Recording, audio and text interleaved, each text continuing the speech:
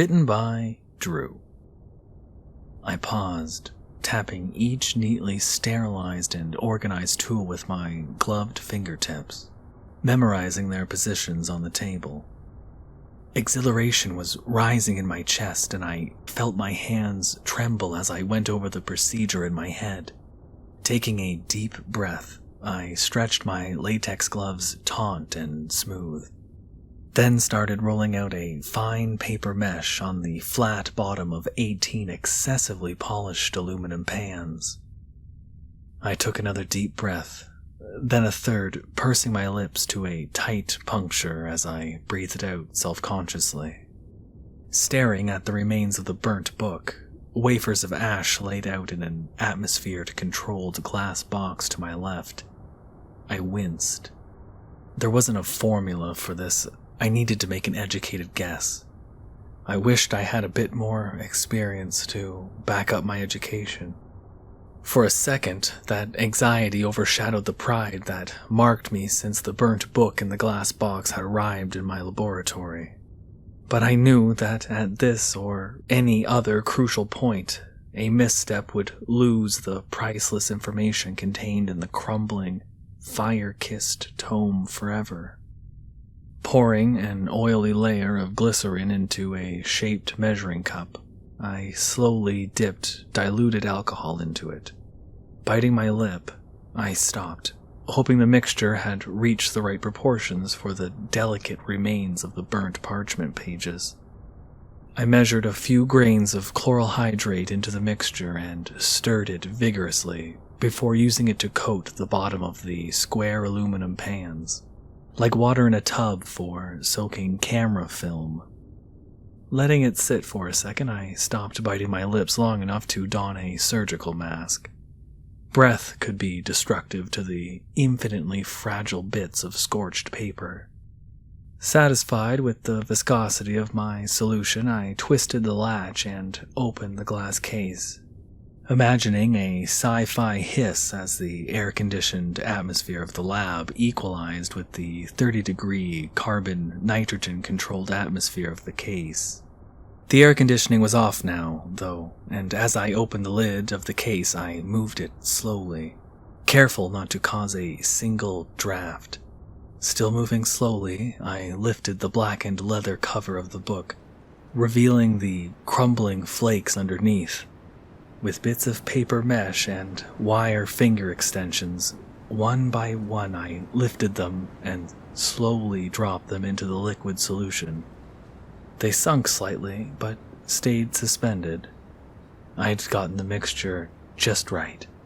Finally, I could breathe, figuratively and literally. I took off my mask, looking at the bits of history now safely preserved in the softening, hydrating fluid. That tingle of pride came back. This priceless artifact had been sent to me. That demonstrated a lot of trust and favor to a young nobody of a forensic archaeologist like myself. And the fact that I had perfectly performed the delicate process was going to be my first great accomplishment in the field. It would certainly secure me a mention in several high-profile journals and articles, assuming the content of the book was worth being written about. And it was probably only a prayer book or hymnal.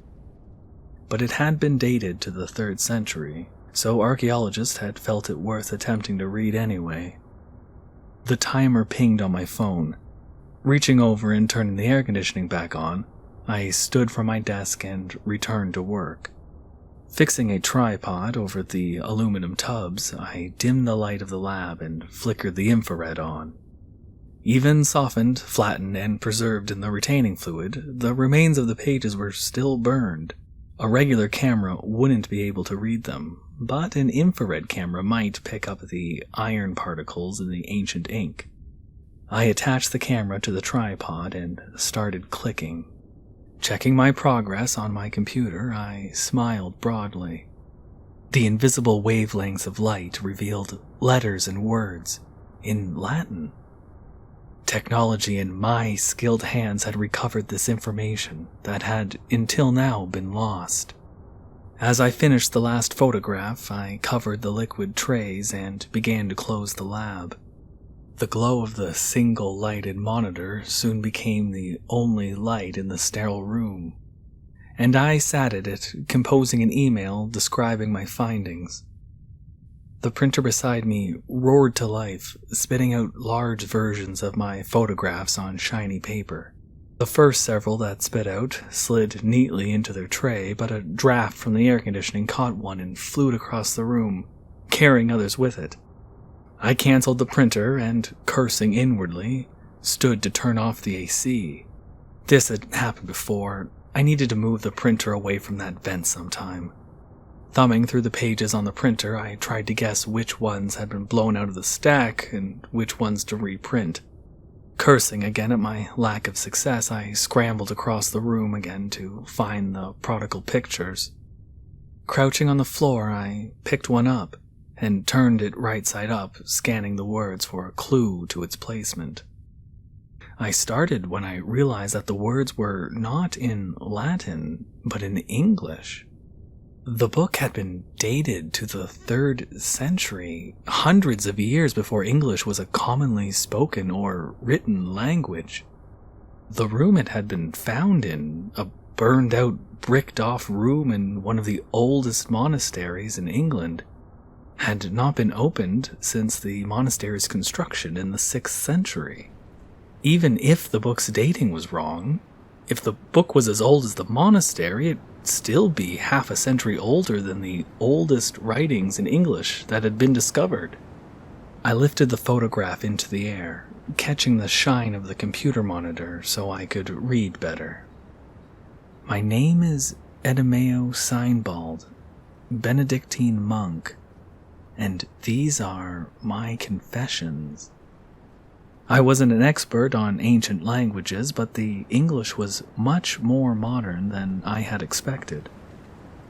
Why would a monk write in a centuries-old, mostly Latin book? I cast my mind back to what I remembered of the photographs I had taken. Most of the ones at the end of the book had been blank. I had assumed that they were too burnt to be recovered, but maybe this was some type of multi-generation diary or history. I hadn't heard of anything like that before. I read on. In a moment I will burn this vile tome and end my own existence, and all the portentous knowledge that has oppressed me and the author of this evil thing will be lost forever. I call this writing my confession, but in truth, I have been a faithful monk, and I have sinned only in my own thoughts. However, this knowledge I hold now is of itself a sin for any man to know, and some demonic law compels me to pen it down. It is alive in some unliving way, and it refuses to die. It refuses to be forgotten.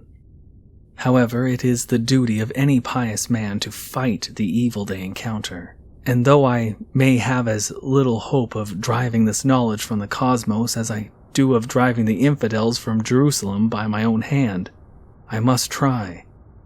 And thus, once I have penned my horrible story and satisfied the injunction to do so from my own mind, I will, as I previously stated, burn it in this God-forsaken room and end my life so that I may never be forced by some betrayal of my own psyche to reveal what I have learned.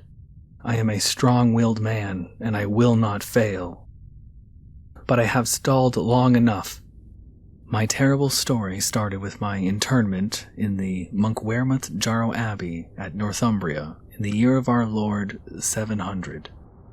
A venerable institution of recent times, my welcome was warm, if uncomfortable. The rough robes issued were not tailored to one of my shorter stature, and I was met with suspicion when I requested a needle and thread to retain it.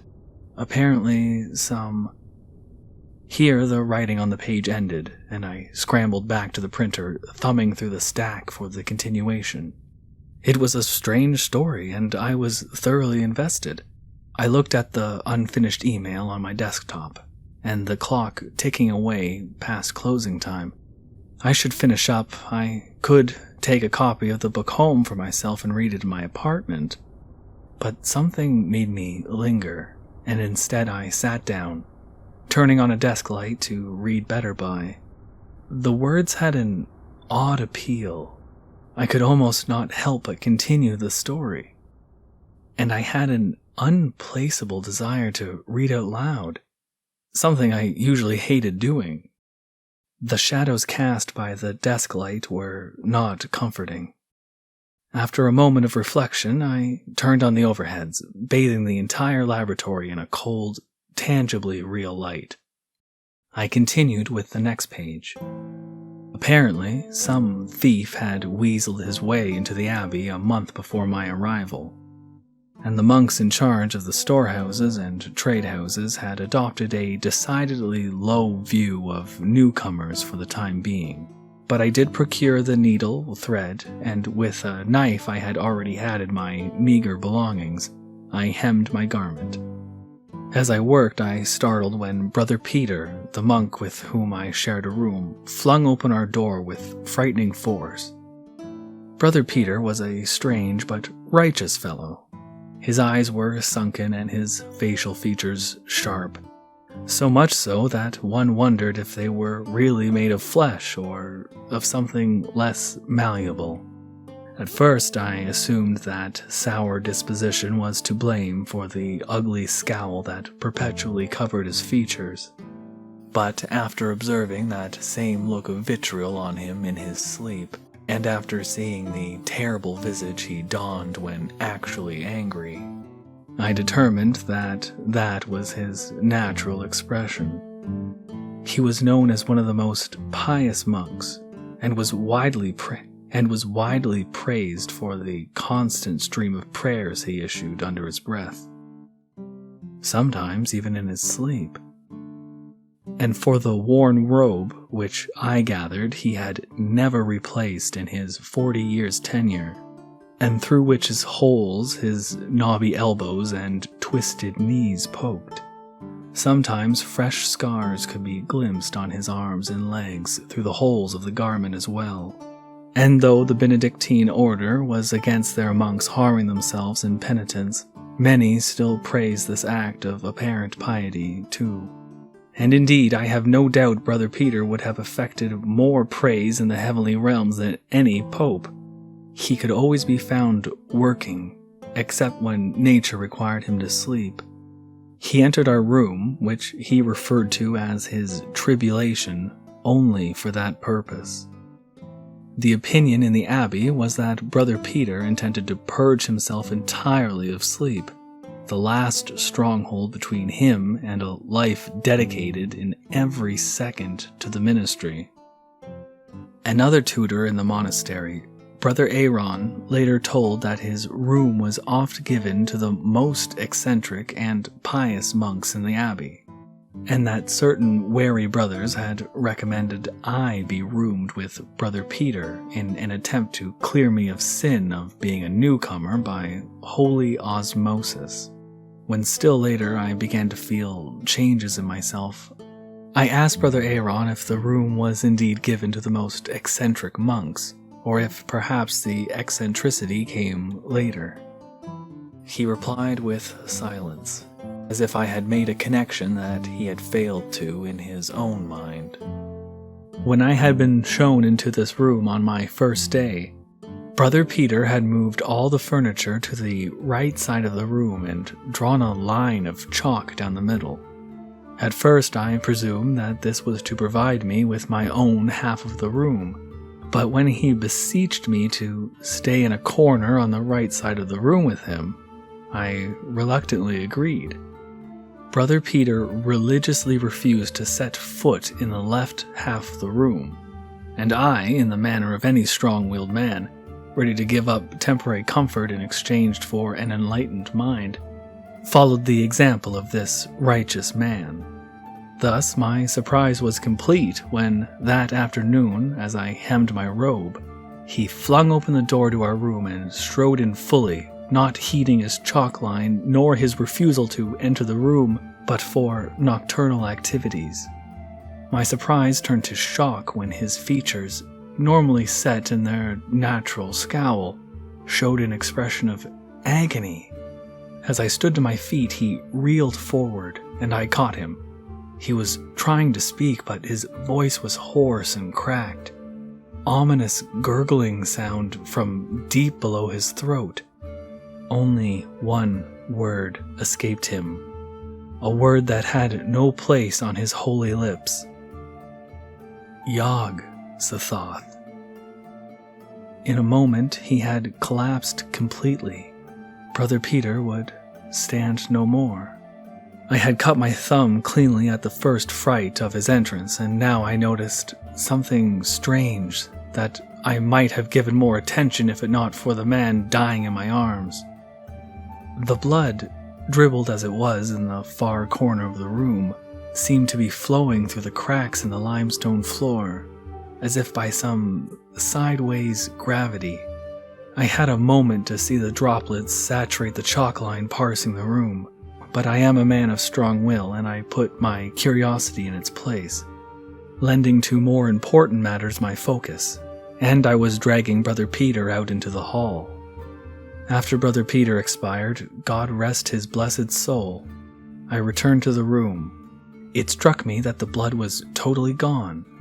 It had been there, as evidenced by the stained chalk.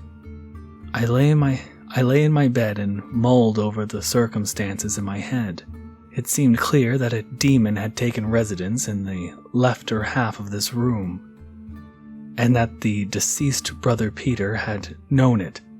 But why he had not spoken out or called for an exorcism I did not understand. He had spoken that one word, that terrible name that some read and none whisper. As sleep overtook me, dreams came with it. Patterns stretching across the expanse of some dark sky passed outside my view on all sides. Spectral lines that crossed and crisscrossed across my vision in the starless void beyond the sky. At first I tried to understand what the words said, but the letters seemed to shift and change the moment before I made a coherent discovery. Then I tried to fulfill the complex pattern of glowing veins that traced ethereal shapes in the air. Shapes merged in mathematical precision and lines carved deceptively into space, before revealing themselves to behave as if they were straight when followed from end to end. As much as I tried to make sense of it or find a way to solve their equations, the more I was baffled and infuriated. What had shown itself to be a triangle proved to simultaneously be a pentagram, and the answer to the puzzle teased me from just beyond my mind's reach. Finally, morning's blessed light woke me from these dreams. The night before, I had resolved to report this terrible place to the abbot or some tutor, and being of strong will, I did not let the uncertainty instilled in me by those dreams deter my purpose. Securing an appointment with Brother Aaron, I explained in full the situation. Brother Aaron had pondered earlier my commitment on the change that monks underwent when quartered in that room, and my explanation did not fall on deaf ears. When I repeated the terrible name Yog-Sothoth, he understood like I did and resolved to assist me. A bishop happened to be visiting St. Peter's Church within a week, and Brother Aaron decided that he and I should stay up the night in the room, hoping that our community of holy men might hold the devil that infested the place at bay. Armed with our prayer books and rosaries, we watched our oil lamp dim as the hours slipped away to chants, psalms, and fellowship. Brother Aaron had a habit of interjecting his speech with snippets of scripture, the way a less pious one might interject curses or vulgarities. I greatly admired this trait and expressed my desire to emulate it, but Brother Aaron refused to be flattered. The oil lamp grew still dimmer, and while I spoke with Brother Aaron on his vast catalog of memorized scripture, I reached for the shears to trim the wick, overextending my arm in the process. The pain of my gashed thumb reopening warned me that I had outstretched my arm too far, and that the wetness of the fresh blood caused me to wince and look. To my shock, my arm had passed through the wall of the room. All thoughts of Brother Aaron or the night vigil vanished, and almost before I knew what I was commanding, my legs obeyed. In a step, I walked through the wall as if it did not exist, my bloody bandaged hand leading the way into the intangible space. I stepped through the monastery wall into an ocean of void that faded into faint hints of color in the unplumbable distance. Behind me, the esoteric patterns of ley lines that had so fully frustrated my finite mind in my dreams now seethed, pure vibrations of power tamed by tethers of blood. Ahead of me, a definite object became the focal point of the endless void, a singular lens of perspective in the dispassionate null, a round pillar of greasy black stone that glowered where it sat, squat and morbid, with thin suggestions of gruesome pictographs and evil etchings scarring its wretched surface. But that wicked monolith of alien matter was only a pedestal for things still more craven. It cradled a terrible black book with withered gray pages and a desolate aura of madness and soulless animation.